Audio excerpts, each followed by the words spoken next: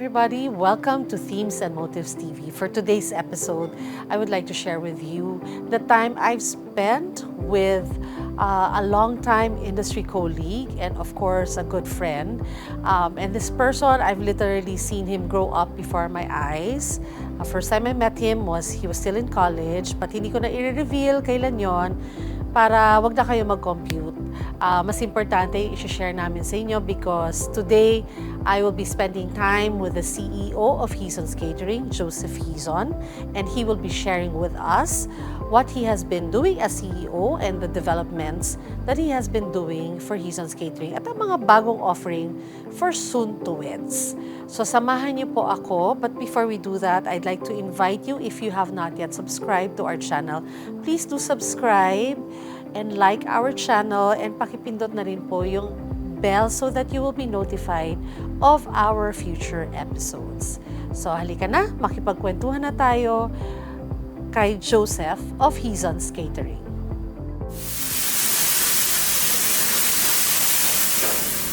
So I am here to see a long-time colleague and friend. Sa haba ng time na nakilala ko, this man behind Hizon's Catering now, and I'm so proud to see how he has grown into the business. He is now the CEO of Hizon's Catering. So please welcome Joseph Hizon. Hello, Joseph. Hi, Sharon. It's good to see you. It's been a while, and the last time we were here, it was still the lockdown, so the place really looked different. We are here now in the office of Hizon's Catering, and this is also the commissary. So Joseph, I see that there are changes now, like this one. This is a new setup. So today, we have a few people doing detailing. So these are their requested designs. Because they want to see already how it will look like, yes, in their wedding reception. Yes, and also like if there's a design that they wanna, they're looking at, they request. Like a lot of times, it's something that is in their mind, so they just give specs to the stylists. But it's really nice to see it before your wedding. So this is it.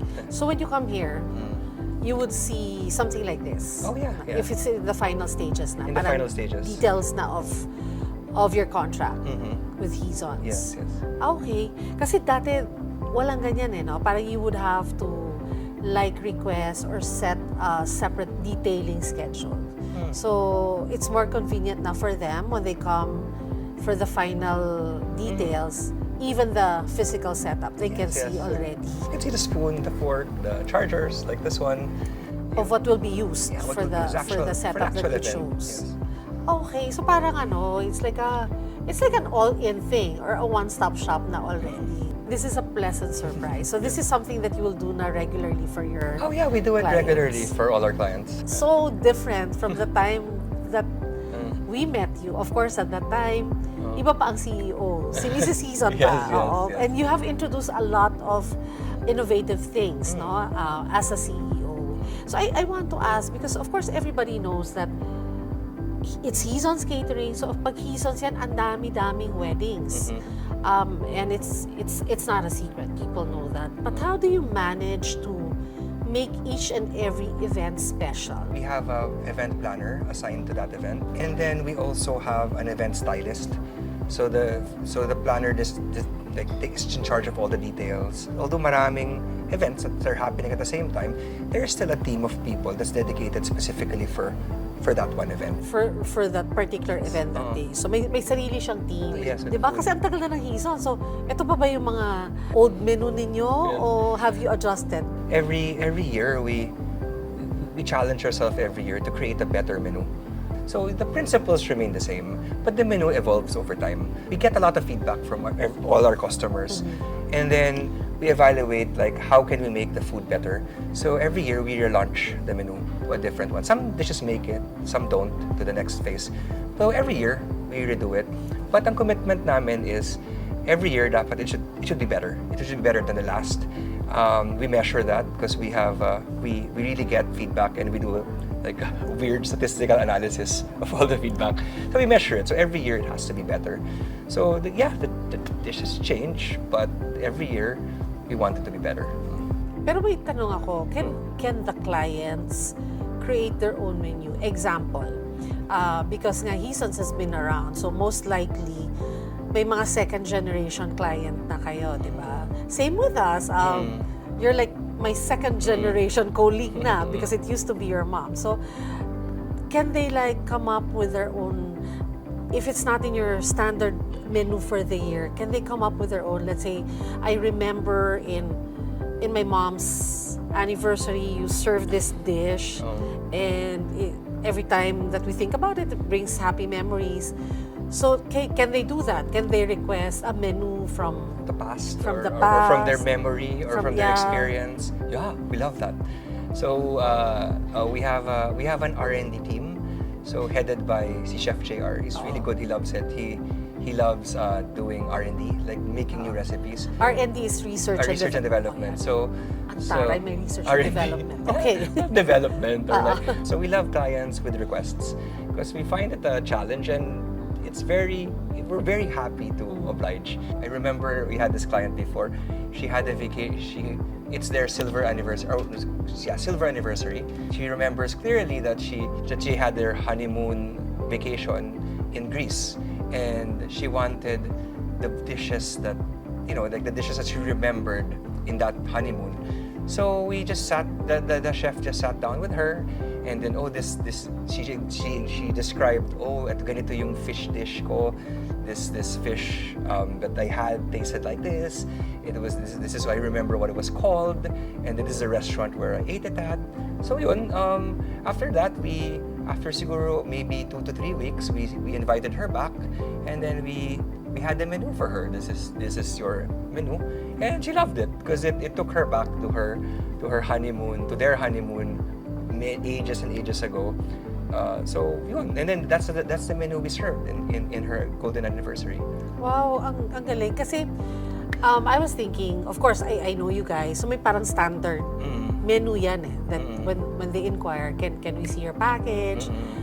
But pwede pala to go out of the box. Oh yeah.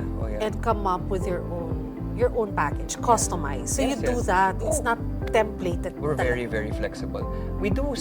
I mean, everybody starts with because when we get a customer, a client coming in, syempre the details are not clear, so it's easier, or it's easier for the client or for us to rely on the templates. Like these are our standard designs. These are our standard menu. But of course, right, as the planning goes along, malabas yung mga customized requests. So we are actually very, very, very flexible.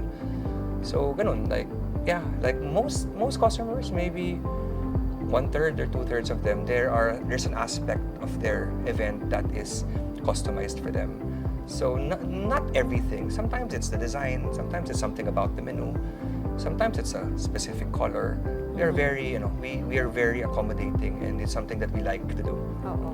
It's good that you pointed that out. Kasi not everyone knows that. Ang thinking nila, parang, parang packages lang yan. Diba? So, if meron tayong adventurous na couple that would like to have something a little different, then si Hizon's is definitely the caterer to go to because they will sit down with you. Not just with the physical setup, but even down to the menu. You can sit down with Chef JR, yung nag-prepare ng ating napakagandang dishes at masarap na titikman natin mamaya. And he will sit down with the client to talk about yung gusto nilang menu. So they made, for appetizers, they made a smoked salmon canapé with salmon roendale, black lavosh with liver pate and some alfalfa sprouts, and another canapé made of sisig. So it's like 3 appetizers on 1 plate. So that would be the first course, and then it would have a main course, which is a surf and turf with port wine and some roasted potatoes. So it's basically a steak and some prawns, and then they have a really good sauce on it and some sides. And then the dessert would be a chocolate mousse with French macaron. So it's nice. It's 2 desserts. So it's actually of the 3, this is my favorite. So it's a plate with 2 desserts, and it should be good. Yeah, perfect for an intimate gathering. Yeah, for an intimate gathering. Like if you want to have like probably dinner with your wedding entourage. Because it's only three courses. So something if the event is time constrained. Offhand, Joseph, right now, sa menu ninyo, ano yung tingin mo, can you give me like 3 bestsellers na, 3 bestsellers. yeah, the clients, the couples can look forward to? Actually, we just came out with a new set for this year, about 2 months ago. So from that set, I don't know. I would maybe I could go with what I like personally. Yeah. So I like the set of fish that we have. So we have this new dishes. They're based on market fish. So whatever is available in the market. So a lot of times, kasi like one of the problems with when we do catering is we always have to buy imported fish like salmon or cream dory because they're frozen and they're easy to handle. So the chef figured out a way that why don't we just go to the market, to farmers or to Malabon, and we can get the tangiges, the maya-mayas, the snappers. They're not available all year round, but whatever is the freshest available we can use. So we have dishes like that. So we have like a poached market fish, maybe usually it's a snapper, a poached snapper in like a beurre blanc sauce. I love that personally. And then or like we have a grilled mahi-mahi, and then it's called I think the chef calls it the green goddess sauce. But it's a lot of herbs, like it's like a chimichurri, but a lot of different herbs mixed together. That one is a favorite for mine. And then we came out with we call it a meat station. I don't know what it's called now, but it's like a roasting station. So it's like a carving station, but instead of just having one roast beef there's different cuts of meat. Like there's a short rib, a braised short rib, or a roasted short rib. You have a leg of lamb. So it's basically a station. So when it's like open in an event, the guests come.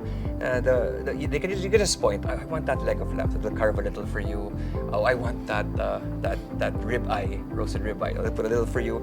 And there's a lot of sides that come with it. So I want mashed potato with that and some grilled beans. You have that in the menu Oh now? yeah. It's part of the menu. It's part of the different stations. This is that we have. the recent menu that you launched? Yeah, that we launched. Yeah. Oh. After the pandemic, we said like, it's been such a like during the pandemic, I said there's no development, there's no change in the menu because it was a really difficult time. But now we're coming back, so we said like, let's come back with the best possible menu we can make. So ito yung one of the new things that came out. Is there any way that our viewers can see and taste the stuff that you're talking about? Just attend the food tasting, the one in Teams and Motives, the one in wedding. Philippine Wedding Summit. Yeah, the Philippine Wedding Summit. Yeah, this Just June come. 24 and 25. Yeah. So you're gonna have this new menu It's the offered menu already there. couples. So. Yeah. And we'd like to remind you, parang natakam kayo no, sa mini-mention ni Joseph, make sure that you register online. So we will be posting the link down below. So para ma-save yung seat ninyo. Because sometimes there's a long line, but if you pre-register and you come at the appointed time, for sure may seat kayo. Before I let you go, I will ask you, because you've been in the industry for so long, you practically grew up in the wedding industry, in the catering business. What would be your top 3 advice in terms of choosing a caterer sa ating mga couples? For couples, Top 3 advices. On your wedding day, dun mo na malalaman if the caterer actually delivers. And if they don't, you're nakakatakot kasi mapapahiya ka sa guests mo. It's a lot of stress. So my advice is, attend the food tastings. It's not just us. We do food tastings, but all the other caterers as well.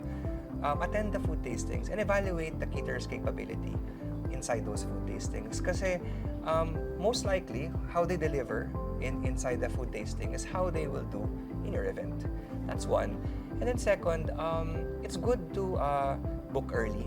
I think if you're looking for a caterer, even if you don't have a venue yet, especially on days on December's or on January's, the big season. December Kasi the and slots January, really get filled fast. So and then also as early as possible to sit down with your planner to pick your decorations and everything, because during peak season, during peak season, sometimes the specific kind of face that you want, the linen that you want, baka maunahan ka ng ibang couple. So it's always to do it early. So when you say sit down with the planner, if it's Hizon's Catering, you Yeah. have a dedicated event planner. Yes, yes, yes. Okay, so you get that out of the way early on Mm-mm. para ma-reserve na. Yes, yes. Oo, makes sense. Yes. Oo. And it's also good, I feel, na to be open with your budget to the caterer you're talking to. I mean, caterers, well, at least for us, and I'm sure others too, but for us, we're very flexible. Like sometimes, right? You see you see a rack, like you see, oh, this might be too expensive, or so you see the package price. But when you're open with your budget, whether it's higher or lower, usually the person you're talking to, the sales or the AE, can actually make something that will fit what you're looking for. So it's good to be open with that to the person you're talking to. So you'll get what you're looking for. Oh, so just in case their budget does not meet what you have on paper, there are other options. Yes, yes. It's not like the end of the line na, okay, wala na. Wala kasi na. Okay, Oo. so you can offer alternatives, options, and then if the client naman wants it customized, of course when it's customized, it's gonna cost more. You can also go that way also. That the funny thing is that when it's customized, it doesn't necessarily cost more. Really? Yes, yes, Really? yes. Like the way we approach it naman talaga is like, just tell, like we always approach it in a way where we try to work with the customer. So normally when, I guess when you talk to our sales, we sometimes, most of the time actually, we don't immediately give you a package. So a lot of times when the first time you talk to our sales, it becomes, you're thinking it starts as like a 5-minute conversation. It becomes maybe a 15 to 20 or 30-minute conversation. Because we really like to interview our customers, even in their inquiring. Para we want to know what you want in your wedding, how do you want it to look, what the food is supposed to be. Because we try to fit the package to what you want. So in that way, we're able to give the customer what they're looking for. Okay, so new learning for me today. So pag customize, not always more expensive. No. With Hizon's Catering. Yes, it Oo. sometimes comes out cheaper. Oh, yeah, with Hizon's Catering, when you say it's customized, mas personal, mas would suit your requirement. Sometimes from the CEO himself, it comes out cheaper. Yes, yes. So thank you, Joseph, for having us over and for also sharing yung how you prepare your dishes in the kitchen. It's so good to be able to come back now that things are more open, and I'd like to congratulate you. All right, thank you. Kasi tuloy-tuloy na yung recovery. And Yes. thank you also for the food tasting that you keep doing in our event. So, invite mo ulit sila Yes. para i-taste yung bagong menu ninyo. all right. To the soon-wed couples, I'd like to invite you guys to come to our food tasting at the Philippine Wedding Summit. It's a good chance for you to see our services, to see how we do things, to taste our food, to see how we will decorate and design your wedding. And you can attend our food tasting at Wedding Summit by pre-registering at themesandmotive.com. All right, thank you.